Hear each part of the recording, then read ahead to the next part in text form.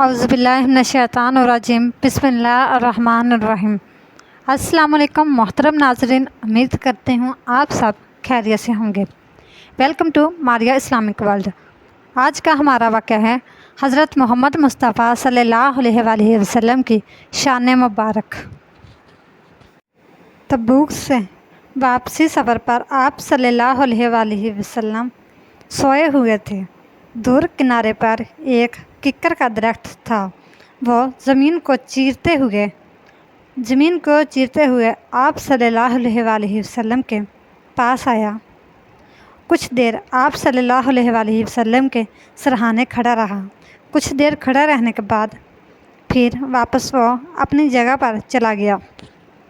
جب آپ صلی اللہ علیہ وآلہ وسلم کی آنکھ کھلی، حضرت انس رضی اللہ تعالیٰ عنہ نے عرض کیا، یا رسول اللہ صلی اللہ علیہ وآلہ وسلم، وہ درخت چلتا ہوا آپ کے پاس آیا، کچھ دیر رکا اور پھر سے واپس چلتا ہوا اپنی جگہ پر چلا گیا۔ یہ کیا ماجرا ہے؟ آپ صلی اللہ علیہ وآلہ وسلم نے درخت کو دیکھا اور فرمایا، یہ درخت مجھ سے دور تھا اور میرا دیدار کرنا چاہتا تھا۔ اس نے اللہ تعالیٰ سے درخواست کی، اے اللہ، میں تیرے محبوب کا دیدار کرنا چاہتا ہوں۔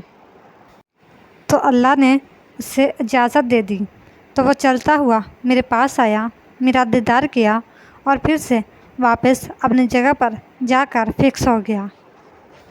سبحان اللہ، یہ میرے نبی کی نبوت ہے بے جان چیزوں پہ۔ ایک دفعہ آپ صلی اللہ علیہ وآلہ وسلم نکلے، سردی کا موسم تھا۔ دیکھا کہ صحابہ بیٹھے ہوئے ہیں۔ آپ صلی اللہ علیہ وآلہ وسلم نے صحابہ سے پوچھا، کیا ہوا، تم ایسے کیوں بیٹھے ہو ہیں؟ صحابہ عرض کرنے لگے، یا رسول اللہ صلی اللہ علیہ وآلہ وسلم، ہمیں بھوک لگی ہے۔ یہ سن کر آپ صلی اللہ علیہ وآلہ وسلم نے فرمایا کہ بھوک مجھے بھی لگی ہے۔ پھر حضرت ابوبکر اور حضرت عمر رضی اللہ تعالیٰ عنہ نظر آ گئے۔ آقا نے پوچھا، کیوں بیٹھے ہو؟ کہنے لگے، بھوک لگی ہے۔ آپ صلی اللہ علیہ وآلہ وسلم نے فرمایا، مجھے بھی بھوک لگی ہے۔ آپ کافی سارے لوگ جمع تھے جن کو بھوک لگی ہوئی تھی۔ آپ صلی اللہ علیہ وآلہ وسلم نے حضرت علی رضی اللہ تعالیٰ عنہ سے فرمایا کہ سامنے یہ کھجور کا درخت ہے، اس کے پاس جاؤ اور اسے کہو کہ اللہ کا نبی تمہیں حکم دیتا ہے کہ ہمیں تازہ کھجوریں پیش کرو۔ حضرت علی نے آگے سے یہ نہیں کہا کہ یا رسول اللہ، سردی کا موسم ہے، سردی کے موسم میں کھجوریں نہیں ہوتی۔ اگر وہ ایسا کہہ دیتے تو رحمتوں کے دروازے بند ہو جانے تھے، لیکن انہوں نے ایسا نہیں کہا۔ ایک دفعہ کا ذکر ہے، آپ صلی اللہ علیہ وآلہ وسلم فرماتے ہیں کہ ایک دفعہ دیگ چڑھی ہوئی تھی۔ آپ صلی اللہ علیہ وآلہ وسلم کو بکرے کی دستی بہت پسند تھی۔ آپ صلی اللہ علیہ وآلہ وسلم نے اس باورچی سے کہا کہ مجھے دستی پیش کرو۔ اس نے دیگ میں سے دستی نکال کر آپ صلی اللہ علیہ وآلہ وسلم کو دی۔ آپ صلی اللہ علیہ وآلہ وسلم نے اسے کھایا اور پھر سے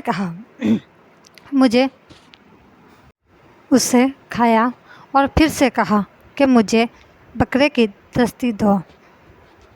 اس نے پھر سے آپ صلی اللہ علیہ وآلہ وسلم کو بکرے کی دوسری دستی بھی پیش کر دی۔ آپ صلی اللہ علیہ وآلہ وسلم نے اس سے بھی کھایا اور پھر سے کہا کہ مجھے بکرے کی دستی دو۔ اس بار باورچی نے کہا، یا رسول اللہ صلی اللہ علیہ وآلہ وسلم، بکرے کی صرف 2 ہی دستی ہوتی ہیں۔ یہ سن کر رسول اللہ صلی اللہ علیہ وآلہ وسلم نے فرمایا، تمہارا بھلا ہو، اگر تم میرے کہنے پہ دیگ میں ہاتھ ڈال دیتے تو بکرے کی اور دستی نکل آنی تھی، اور جب تک میں کہتا رہتا میرا اللہ مجھے کھلاتا رہتا، لیکن تم نے انکار کر کے رحمتوں کے دروازے کو بند کر دیا ہے۔ تیری نام میں برکتوں کا در بند کر دیا۔ حضرت علی نے آپ صلی اللہ علیہ وآلہ وسلم کا فرمان سن کر کھجور کی طرف खजूर के दरख्त की तरफ दौड़ गई और उसके पास खजूर के दरख्त के पास जाकर कहने लगे, ए खजूर के दरख्त, अल्लाह के नबी कह रहे हैं कि हमें ताज़ा खजूरें पेश की जाएं। बस ये सुनना था खजूर के दरख्त का। अल्लाह की कसम, खजूर के दरख्त के पत्तों में से ताज़ा खजूरें गिरने लगी। इस कदर गिरी कि सारी चादर भर गई। खजूरों से आपने चादर की पैंट बनाई और उन खजूरों को जाकर सहाबा कराम के सामने पेश कर दिया। खाओ। सब ने खाया। अबू बकर, उमर, आप सल्लल्लाहु अलैहि वसल्लम सब ने खाया। फिर जब कुछ खजूरें बच गईं तो आप सल्लल्लाहु अलैहि वसल्लम ने हज़रत अली से फरमाया, इन खजूरों को इकट्ठा करो, फातिमा के पास ले जाओ। फातिमा भूखी होगी, मेरे बच्चे भूखे होंगे, उनको भी ले जाकर खिलाओ। ये मेरे नबी की नबूवत है। बेजान चीज़ों पर भी, जानदार चीज़ों पर भी, मुर्दों पर भी, जिंदा पर भी। एक दफ़ा एक बद्दू एक गौ का शिकार करके जा रहा था कि जब रास्ते में आप सल्लल्लाहु अलैहि वसल्लम की मजलिस पर उसकी नज़र पड़ी तो वो वापस लौट आया और आकर आप सल्लल्लाहु अलैहि वसल्लम से कहने लगा कि वो तुम हो जो कहते हो अल्लाह के नबी हो। आप सल्लल्लाहु अलैहि वसल्लम के पास आकर कहने लगा कि वो तुम हो जो कहते हो कि तुम अल्लाह के नबी हो। आप सल्लल्लाहु अलैहि वसल्लम ने फरमाया, हाँ, वो मैं हूँ जो कहता है कि मैं अल्लाह का नबी हूँ।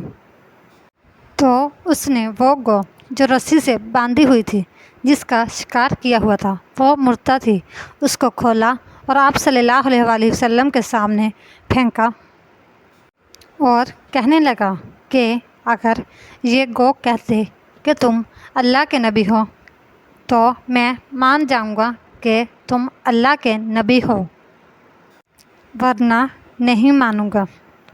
और वो बड़ा अकड़ कर खड़ा हो गया। फिर आप सल्लल्लाहु अलैहि वसल्लम ने उस गौ की तरफ देखा और कहा, ए गौ। तो उस गौ ने आंखें खोली। वो गौ अल्लाह के हुक्म से ज़िंदा होगी। उस गौ ने सर उठाया और अरबी ज़बान में नारा लगाया, लब्बैक, मैं हाज़िर हूँ। मेरी सादत, मेरे बाग जाग उठे। ए क़यामत के दिन को खूबसूरत बनाने वाले, मैं हाज़िर हूँ। मैं हाज़िर, मेरी सादत, आपने मुझे बुलाया, आपने मुझे बुलाया। मेरी इससे बड़ी और क्या सादत हो सकती है कि मुझे आपने पुकारा। मैं हाज़िर हूँ। आप फरमाएं, आपका क्या इरशाद है। आप सल्लल्लाहु अलैहि वसल्लम ने फरमाया, तेरा रब कौन है, तेरा मबूद कौन है, तू किसको सजदा करती है। गौ ने कहा, या रसूलल्लाह सल्लल्लाहु अलैहि वसल्लम, मैं उसके आगे सर झुकाती हूँ जिसका अर्श आसमानों पे हो और सल्तनत ज़मीनों पे हो, जिसके रास्ते समुंदरों से, जिसकी रहमतें जन्नत में, जिसका अज़ाब जहन्नम में हो। मैं उसको सजदा करती हूँ, मैं उस रब की बंदगी करती हूँ। आपने फरमाया, मैं कौन हूँ। बद्दू की आंखें ये देखकर फटी की फटी रह गई। उसका हाथ नीचे लटका हुआ है। जो पहले अकड़ कर खड़ा हुआ था, अब उसका हाथ नीचे लटक रहा था। आप सल्लल्लाहु अलैहि वसल्लम ने उस गौ से फरमाया कि मैं कौन हूँ। गौ ने कहा, आप रब्बुल आलमीन के रसूल हैं और आप आखिरी नबी हैं, आपके बाद कोई नबी नहीं है। फिर गौ कहने लगी, या रसूलल्लाह सल्लल्लाहु अलैहि वसल्लम, जिसने आपकी मानी वो कामयाब होगा और जिसने ना मानी वो कामयाब नहीं होगा।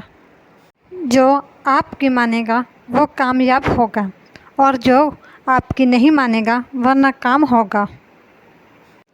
بدو حیران پریشان کھڑا تھا۔ آپ صلی اللہ علیہ وسلم نے اس سے فرمایا، بتاؤ اب کیا کہتے ہو؟ اس نے کہا، یا رسول اللہ صلی اللہ علیہ وسلم، میں آپ کا کلمہ پڑھتا ہوں۔ آپ نے تو گو کو بھی بلوا دیا۔ سبحان اللہ، سبحان اللہ، یہ میرے نبی کی نبوت ہے، خاتم النبیین، آخری نبی کی نبوت ہے۔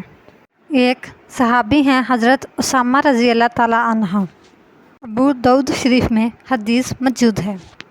کریم صلی اللہ علیہ وسلم نے ایک یہودی سے ایک گھوڑا خرید لیا۔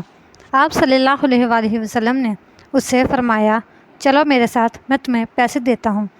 ابھی آپ صلی اللہ علیہ وسلم کچھ آگے تشریف لے گئے، اللہ کے محبوب تھوڑا سا آگے تشریف لے گئے، یہ تھوڑا سا پیچھے فاصلے پہ آ رہے تھے کہ لوگوں نے ان سے کہنا شروع کر دیا کہ تم نے گھوڑا سستا بیچ دیا ہے، گھوڑا تو مہنگا ہے، قیمت زیادہ لگا دی ہے۔ اب وہ یہودی مکر گیا۔ نبی کریم صلی اللہ علیہ وسلم نے اسے پیسے دیے اور کہا، یہ لو اپنے پیسے اور میرا گھوڑا مجھے دے دو۔ اس نے کہا، کون سا گھوڑا؟ میں نے تو کوئی گھوڑا نہیں بیچا۔ جب گھوڑے کا سودا ہوا تھا اس وقت محبوب تھے یا پھر وہ یہودی تھا، اس کے علاوہ کوئی تیسرا آدمی وہاں موجود نہ تھا۔ نبی کریم صلی اللہ علیہ وسلم نے فرمایا کہ تم کیسے مکر سکتے ہو جب ہمارا سودا ہوا ہے؟ جب تم نے اسے مخصوص رقم پر بیچ دیا ہے تو تم مکر کیسے سکتے ہو؟ تم پیسے لو اور گھوڑا دو۔ جب بات تھوڑی سی تکرار میں آئی تو وہاں پر لوگ بھی جمع ہونا شروع ہو گئے، مسلمان، یہودی، وہاں بہت سارے لوگ جمع ہو گئے۔ وہ یہودی کہنے لگا، آپ ایسا کریں، مجھے ایک گواہ دے دیں، میں زیادہ نہیں مانگتا، صرف ایک گواہ دے دیں۔ وہ ایک گواہ کہہ دے کہ گھوڑا میں نے بیچا ہے اور آپ نے خریدا ہے تو میں یہ گھوڑا آپ کے حوالے کر دوں گا، صرف ایک گواہ کہتے۔ اب وہاں دوسرا کوئی موجود ہی نہیں تھا تو گواہ کس کو پیش کیا جائے؟ حضرت اسامہ رضی اللہ تعالیٰ عنہ نبی کریم صلی اللہ علیہ وسلم کے صحابی ہیں۔ وہ بھی لوگوں کی باتیں سن کر وہاں آئے۔ وہ دوڑ کر آگے آئے اور کہنے لگے کہ میں گواہی دیتا ہوں کہ اس نے یہ گھوڑا بیچا ہے اور آپ نے یہ گھوڑا خریدا ہے۔ اب یہودی کی شرط پوری ہو گئی۔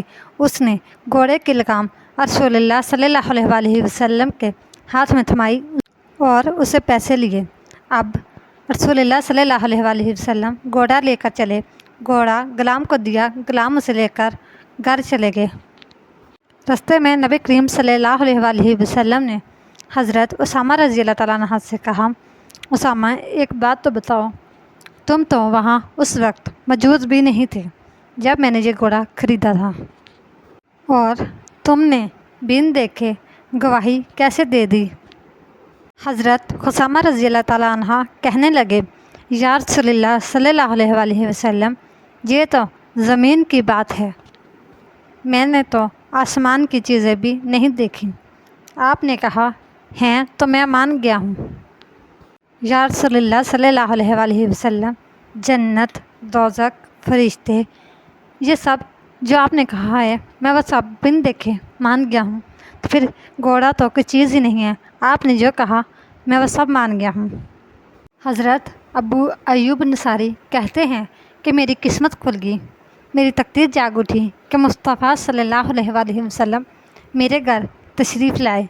وہ کہتے ہیں کہ میرے گھر کی 2 منزلیں تھیں، نیچے والی منزل میں نے محبوب صلی اللہ علیہ وسلم کے لیے چھوڑ دی تاکہ لوگوں نے ان کی زیارت کے لیے آنا ہے، اور اوپر والی منزل پہ میں خود چلا گیا۔